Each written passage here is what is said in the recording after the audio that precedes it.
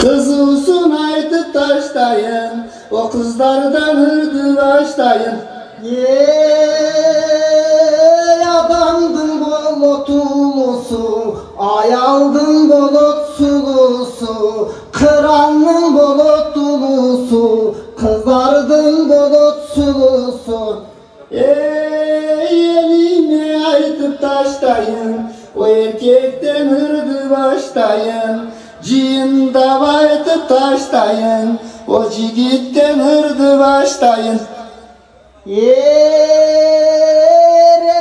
bolot ulusu, erkektin bolot sulusu, cılanın bolot ulusu, cigittin bolot sulusu. Cigitti kızlar küydüret, o cügürtüp cürüp süydüret. Erkekti kızlar küydüret, o erçitip cürüp süydüret. Atardın bolot tapçısı, ayaldın bolot jakşısı, kıranın bolot tapçısı, kızlardın bolot jakşısı.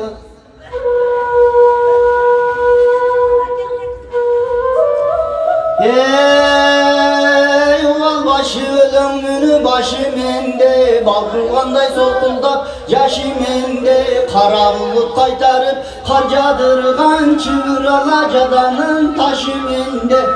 Kırgızlardın saltıları ölüm deyen, kız toyunun kımbatı ölüm menen. Kızı talı bu toydu ölümcüler, kılçaylılar biz jakka körüm deyen.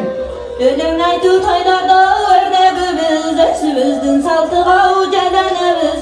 Uğul kızdın toyunu kızı tuğa, ölüm aytı vırırda körünabız. Men bir öden aytamın oy munday aytam, şıdırakkan men günün suday aytam.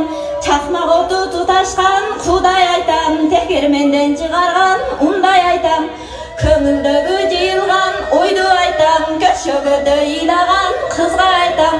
İlava kız ilava toy seniki, horoz oku mergen koy seniki. Cıltık otoz gelede o seniki, cılma vur caşıl tör kon seniki.